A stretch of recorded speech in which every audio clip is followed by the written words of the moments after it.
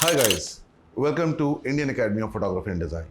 Myself Sam, your coach, your mentor, will take you through the very first session of Indian Academy of Photography and Design classes day 1.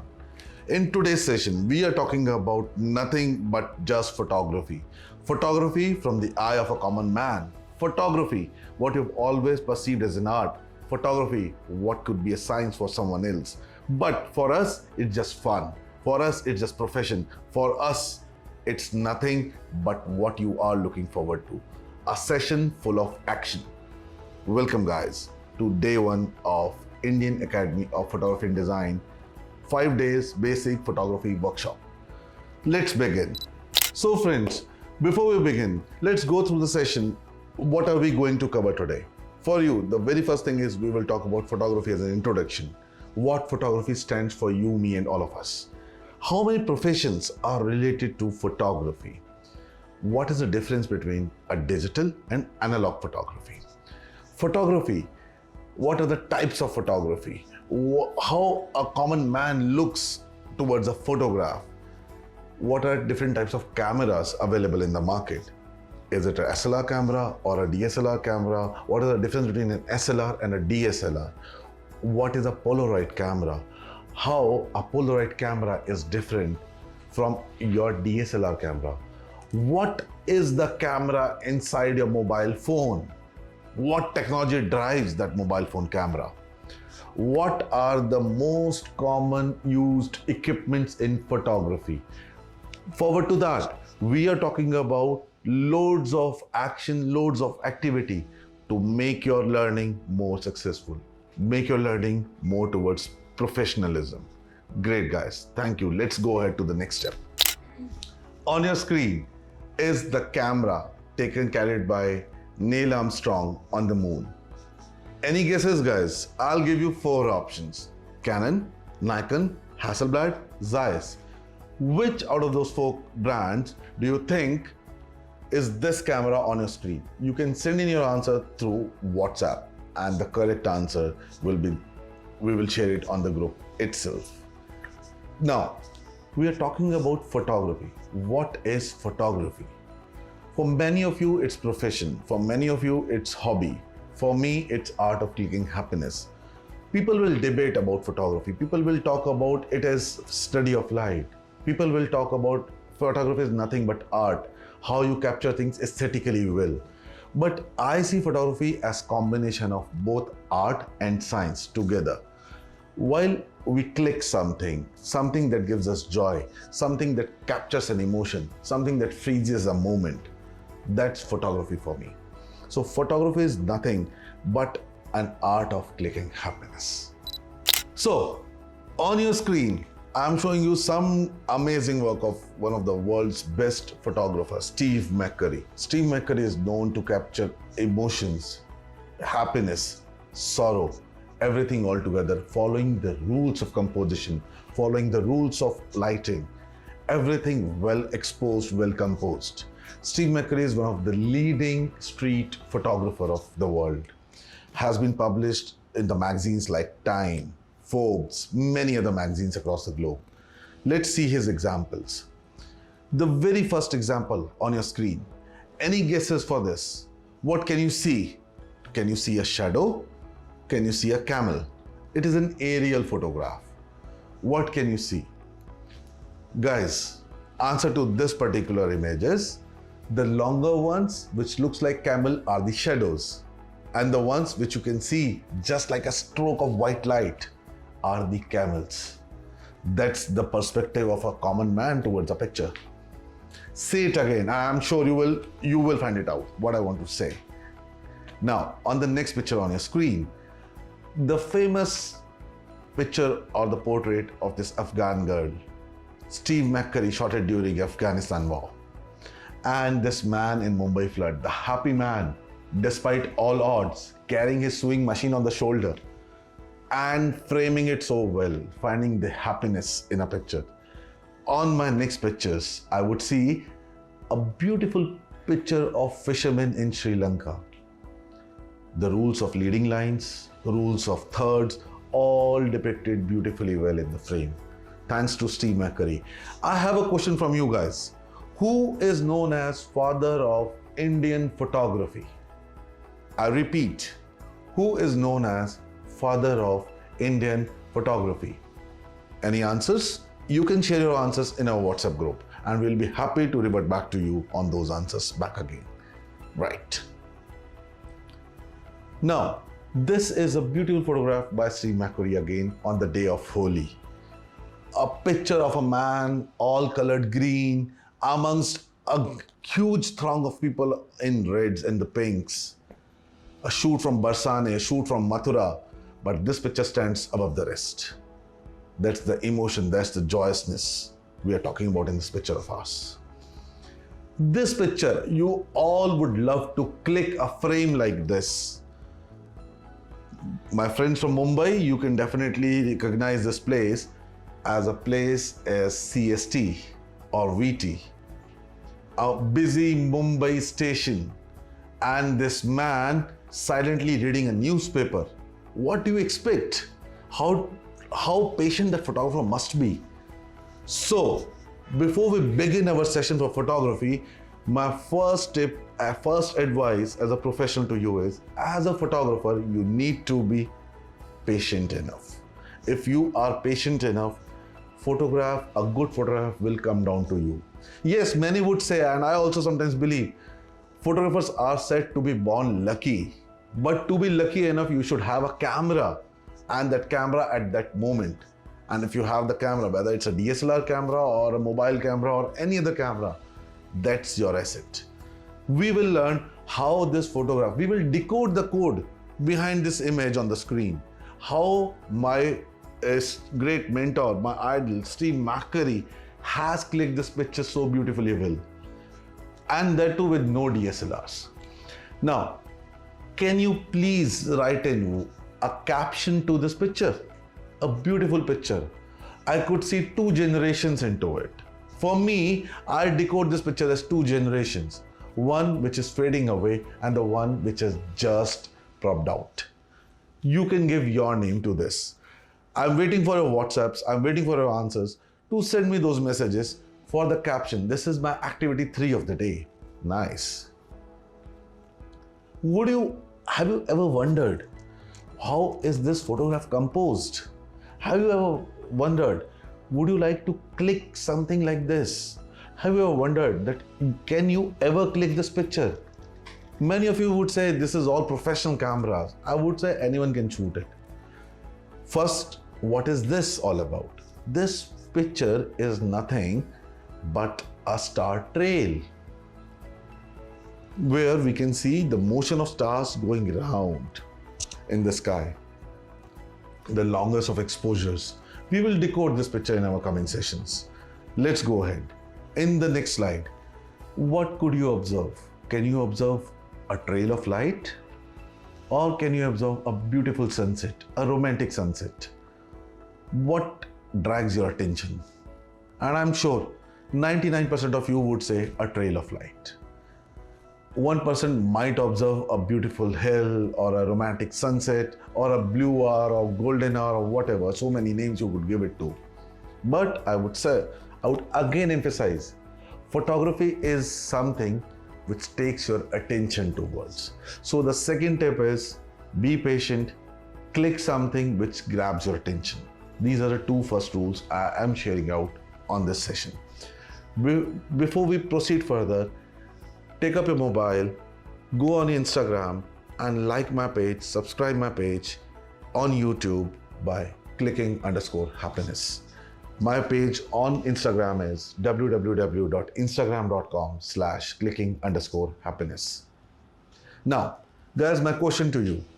We all have seen the worst. We all have faced this pandemic and all of us are lucky, and we are very lucky to be a part of this session today.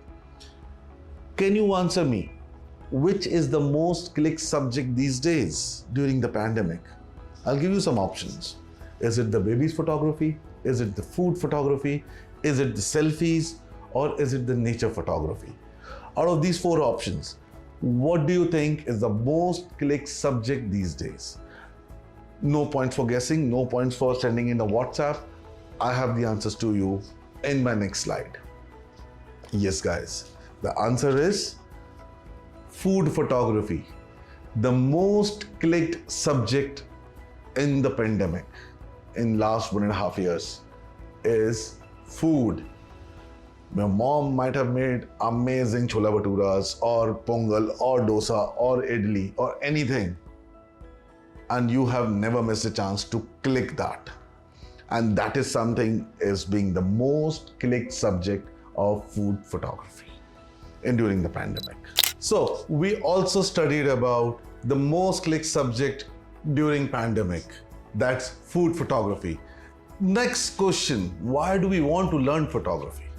Why? Is it we want to be a photographer, or is it my dad gifted me a camera and I want to just learn photography?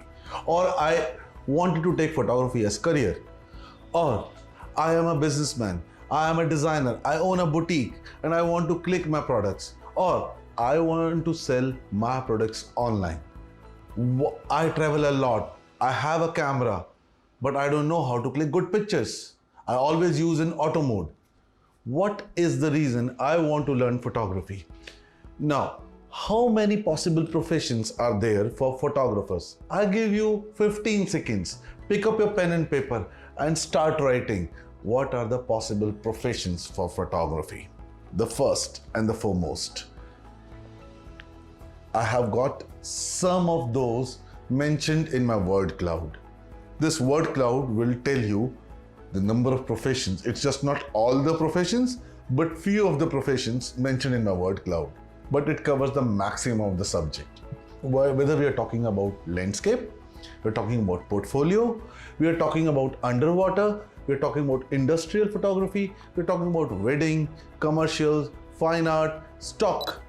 What kind of photography interests me a lot? Is it interiors? Is it portfolio? Is it concerts? Is it studio? Or is it art? Let's explore some of the professions. Guys, this is a beautiful photograph with one of our fellow students who clicked this photograph.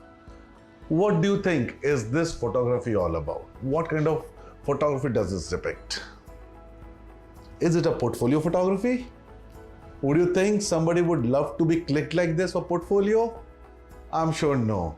Is it something for matrimonial? Not at all. This photography is pre-wedding photography or a wedding photography. Some mood shot, some candid moments. So this picture can tell me the kind of photography we do. The next photograph on your screen.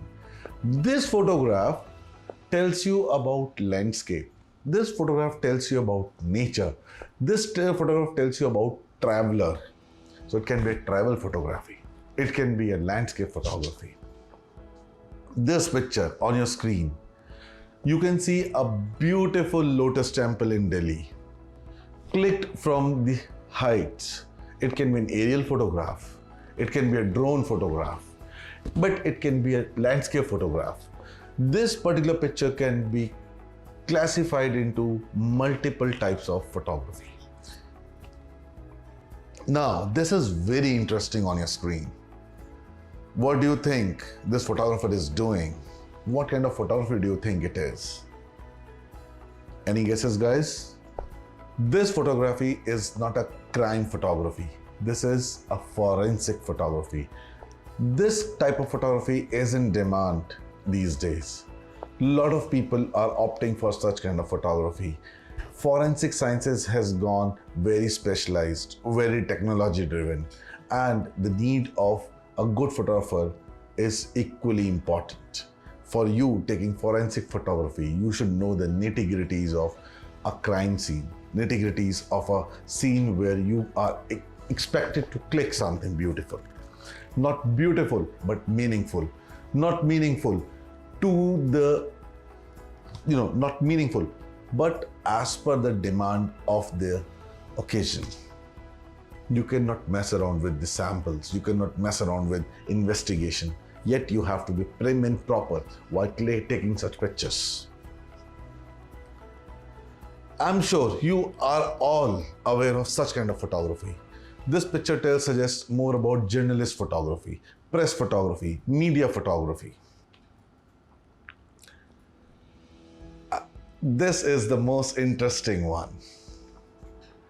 This one you all wanted to have it with you. You all want to possess. When you get a camera in your hand, there is always one Atul Kasbekar alive in yourself. You all wanted to click like Dabbu Ratnani's. You all want to click some of the best advertising and fashion photography. This is a model photography. A very different kind of profession. Very attractive, glamour-driven profession. And yes, this is also one of the options while choosing photography as profession. I'm sure you are not excited to look at that particular leopard. You're more excited towards the big lens clicking in a jungle. That's a wildlife photography for you, my guys. Wildlife photography is another very good profession developing these days. As a hobbyist also, wildlife photography goes a mile. This photograph on the screen, yes, it's a darkroom photography. It's a very selective photography. This is not a nude photography. Well, most of us will think about that it's a nude art, but no, we call it as a fine art. The art of lights and shadows. Lights just are on the subject and the shadows hides the most important thing. That's called fine art photography. This is the photography which is evolving on the screen pretty fast. People are making $1 million a month. $1 million a month with this kind of photography. And you can start from home. All of you students, freelancers, housewives, ladies at home, you can start with such photography just being at home. You don't need fancy lights, fancy equipment, fancy things. It's a product photography. Much in demand these days for e-commerce industry. Now, on this screen, this photography is apparel photography, but we specialized and give it a name of ghost mannequin photography. Ghost mannequin photography is a specialized way of doing photography and editing. For editing, we have our several separate sessions where we will be giving you how to edit a photograph beautifully well. This is a ghost mannequin. In the ghost mannequin, we are talking about different kind of lighting setups on a product. This photography on the screen is the most used type of format these days. Everyone, influencers, bloggers, everyone want to do this kind of photography, known as flat lay photography. Flat lay photography is the new art of photography in itself. You don't need a fancy camera. You can shoot it from a mobile. But what you should know about is the art of styling or laying out products on a flat surface, which looks like less is more, yet focusing on what we are trying to sell. That's a flat lay photography, my friends.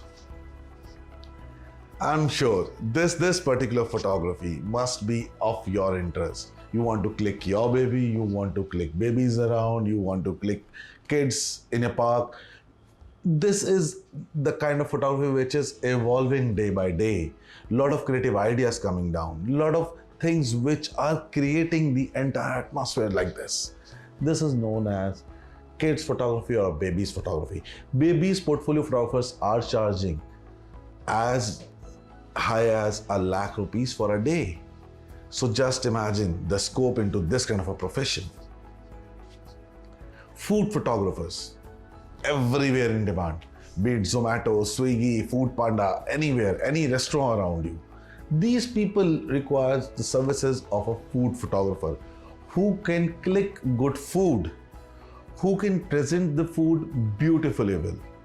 And such photographers are there in the market for food photography.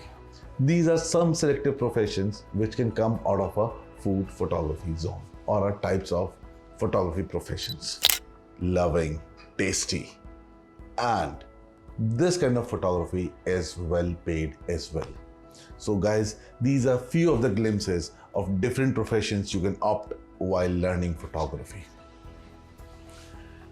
So nothing distracts you or us while learning photography. For me, it is something that gives me happiness while clicking. As per the Google, photography is nothing but freezing the moment using a physical device called camera. So when we are talking about camera, let's go towards how many types of cameras are there in the market. Analog or a digital? What is the difference between analog camera and a digital camera? So guys, let me show you something which is called analog camera. This is an analog camera. A camera which has got a viewfinder, which has got a dial, which has got something to change the next frame, which uses a film roll.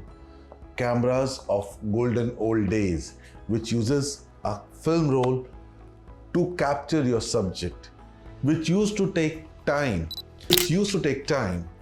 while processing and developing your film. Cameras which has taught us patience. Comparison to them is modern days mobile phone cameras, digital cameras. These cameras are within a flash, they're giving you results. You can modify your things, you can modify your settings, and you can click endlessly. Analog cameras used no batteries, or there are few cameras which use batteries later on, but most of the analog cameras are the ones which are easy to buy but very expensive in maintenance. Every time you have to buy a film roll, each film roll will cost you something, and then each film roll will give you the maximum of 30 to 35 frames to be clicked, and after every 35 frames you have to change the film roll. That means if you're going out on a big shoot, you have to load lot many films along with you. Whereas these modern days digital cameras, a small single chip will be enough to load thousands of pictures, known as memory card. So digital camera uses a memory card, whereas analog camera uses a film. Now, while we are talking about this analog camera on the screen, Nikon FM10, one of the modern days analog camera. This camera is ideal for learning analog photography, film photography. How to load good films, how to click, how to capture, how to get the right exposure. In comparison, we have got Canon camera or a Nikon camera which has got a sensor to it, which has got inbuilt sensor which captures your images on a memory card. Digital cameras are expensive to buy at the first go, but they are very cheap in maintenance. Low cost maintenance in comparison to analog camera. Second difference, analog camera doesn't give you instant results. Digital cameras gives you results instantly. That's a major difference. Let's explore more. On the screen is a film camera. Next one, we have got how an analog camera works. If you see on the screen this hut, it is giving a light towards your diaphragm. What is a diaphragm? Suppose this is the camera body and this is the lens. When the light enters this entire system is known as diaphragm. The whole long tube is the diaphragm, from where the light starts narrowing down to the sensor. In that diaphragm, light converges through a convex lens and comes down to a sensing film, which is a film or film roll or a sensor of a camera, which just acts like your eye. Your eye functions the same way like your camera. Cut. So when we are talking about how eye and a camera works, anything that our eye observes converges through our cornea, reaches the pupil, and then impressions comes onto the retina. Similarly, the same thing comes down. Pupil of the eye and the cornea of the eye. Pupil of the eye is the lens, cornea is a diaphragm, and the retina is the sensor, which is a film screen or your sensor on the digital camera. This is how eye acts like a camera or a camera acts like an eye. So guys, in this particular section, we are talking about different types of cameras available with us. On your screen, I'm sure all of us have got such kind of cameras. These are known as point and shoot camera. Point and shoot camera means you point out a subject and click. Point at a subject, click. You don't need much of the settings around. These are known as point and shoot cameras. To tell you, your mobile phone is a point and shoot camera. You just point at a subject and it starts clicking. This is point and shoot camera. Next on your screen is TLR camera, twin lens reflex camera. These cameras came for a very brief period in time, a long time back. Since we are talking about different type of cameras, I thought we should be including such kind of cameras for your knowledge. Then, the most fascination about a camera is SLR or a DSLR. Only difference between SLR and DSLR is the digital technology. SLR stands for single lens reflex technology. Single lens reflex means a camera which can change lenses is known as SLR camera. I have got a DSLR in my hand and I can always change my lenses through any of the technology. I can use a zoom lens or I can use a wide lens. I can use any different kind of lenses, and that's made it a DSLR camera with the function of changing lens. In a point and shoot camera, you cannot change the lens, but in a DSLR camera, you have this liberty of changing lens. This is the major difference between the two. DSLR cameras comes with other functionalities like memory cards, like the high-speed batteries. These are the other functions, instant results. These are a few differences between an SLR and a DSLR camera. On the screen now, we have got a Polaroid camera.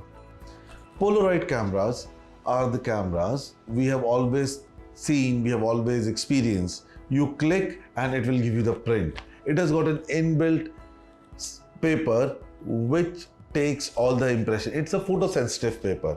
Whatever is being clicked gets impressioned on that photosensitive paper and it gives us an instant result. Many people think it has got a printer inside, but no, this is not a printer inside. A Polaroid camera has got a photosensitive paper. Once exposed to the light, will capture the frame and give you the instant result. A lot of you will say, we also have Polaroid cameras these days. I have got a Wi-Fi functionality, I have got a Wi-Fi at home. Once I click on a press of a button, Wi-Fi will transfer the images to my computer and will give me a printed result immediately. That's not a Polaroid system.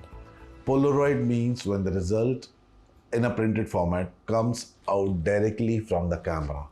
So even your mobile phone cameras are not Polaroids. They are just a point and shoot cameras. So this is about the Polaroid camera.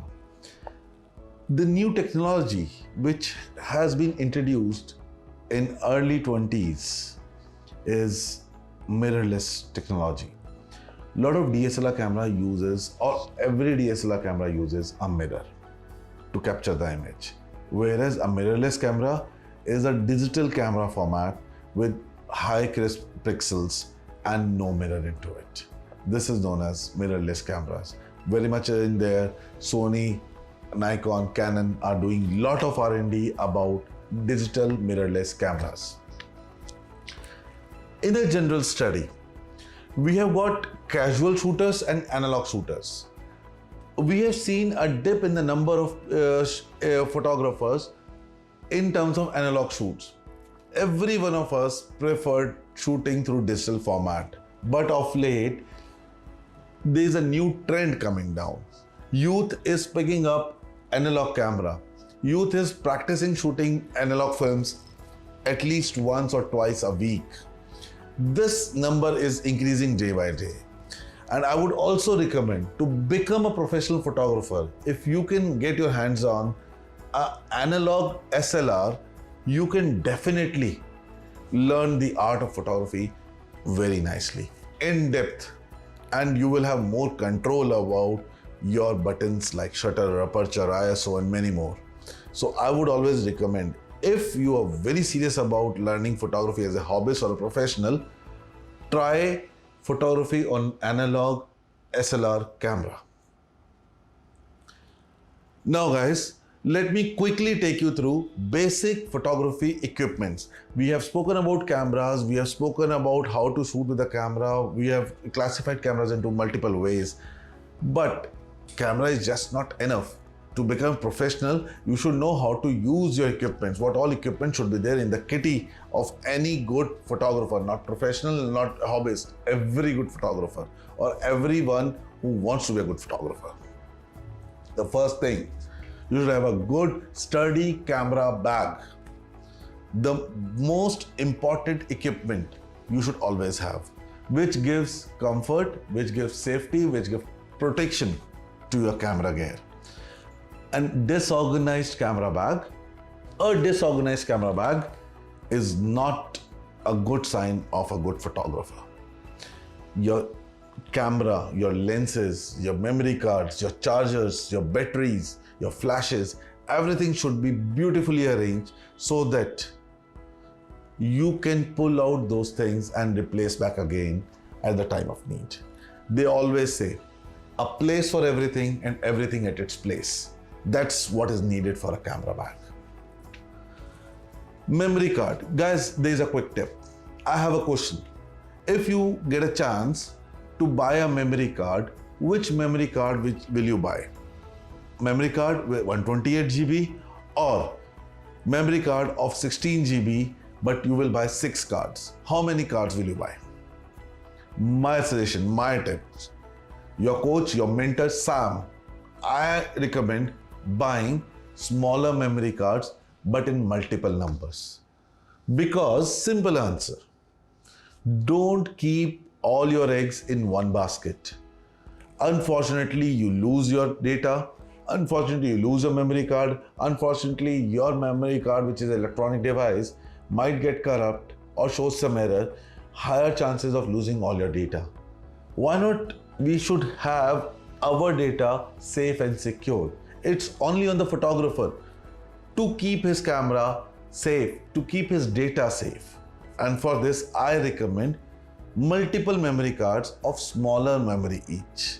Unless until you are shooting videos where you need big capacity memory cards, I would always recommend using smaller capacity memory cards, but number of cards you should have. That is one. Okay, so guys, when we are talking about a memory card, we discussed how many memory cards we should buy, what kind of memory cards we should buy. I have an example. We should always buy a memory card which has got maximum transfer rate. The maximum transfer rate memory cards are the best for the technology, for your system, and for the life of your camera. A slow speed memory card will always make you feel going out of the race. Next, we should always have a very good transfer rate memory card readers. Memory card readers are essential for a photographer to have in their kitty. For a memory card reader, don't ever rely of transferring data with a tethered cable from your camera to laptop or your desktop. Use always a good quality, high transfer rate memory card readers. Then the next thing is this. This I would recommend, as I strongly recommend every one of you to have a very good smart camera memory card case. A must for every hobbyist, every student, every professional. Such kind of memory card cases organizes your cards, organizes your things very well. Don't rely on cheap memory card cases because they're not sturdy and they might give you loss of important data what you've clicked. So memory card holders are more important to be a part of a kitty. So the most important tool I would like to share with you is this pen. This magic pen is a lifeline for every photographer. If you love your camera, if you love photography, then you should always have such kind of pen. This pen helps you keep your lenses clean. It wipes out extra dust, without scratching the camera lens. It cleans unwanted elements. You don't clean your camera with your finger. Don't clean your camera with your cleanest of handkerchief. That's not recommended. Always use these lens pen to clean your camera. Let me show you a demo. If this is your lens, you should use this soft tip and go round and round while cleaning. You can see this. This is the best way of cleaning your camera lens. Never ever use this brush like this.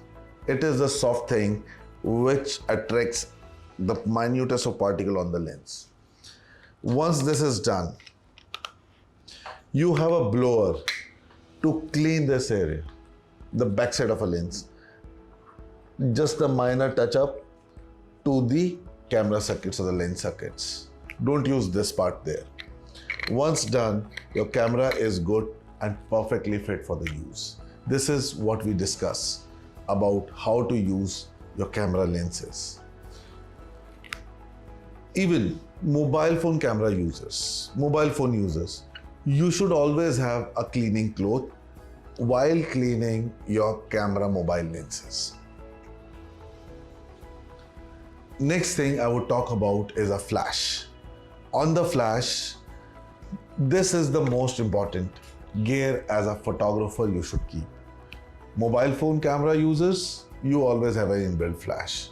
For professional camera users, many of you have an inbuilt flash, and most of you who doesn't have should have an external flash.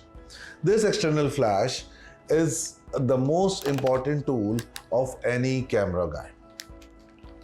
It lights up, brights up the environment where there is low light and syncs with the camera beautifully. Their camera flashes, we have a separate section on what flash to buy and which flash suits your kind of profession.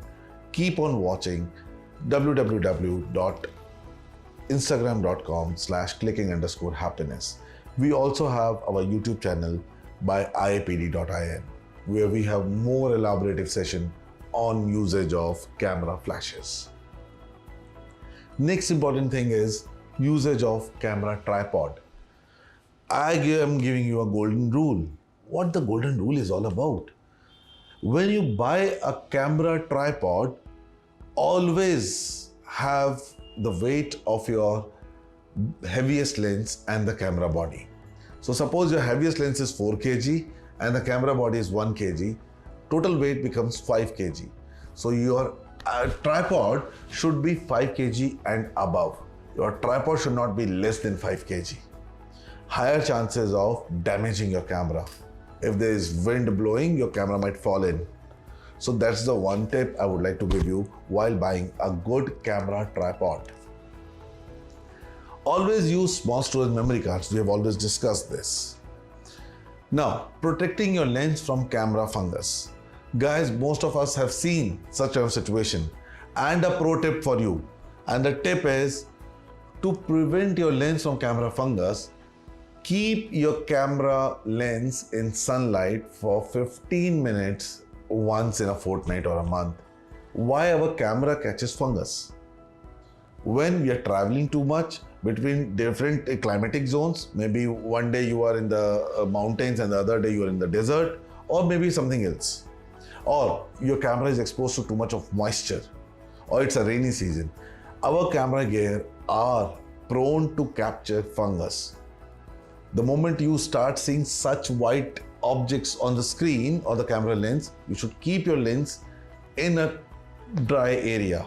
But before keeping in a dry area, give them some kind of sunlight. That's what is needed. That's a doctor's advice. Now, most of us as a photographers, we use a dry cabinet. Our dry cabinet keeps my equipment safe. I would recommend people who are turning pro should always have one dry cabinet. Here we are at the end of the session of day 1 at Indian Academy of Photography and Design. Our 5-day basic photography workshop, day 1, and the activity for you is to click the first alphabet of your name. So my name is Sam, I would love to click S. Your name is Akshat, your name is A. Someone else's name is Naman, you can start with N. So the first alphabet of your name, you need to click in your surroundings. Don't click the real letter. Don't click a manipulated letter. Always click what is there in the abstracts of surroundings and share it with us. Happy learning. Thank you. Thank you, everyone.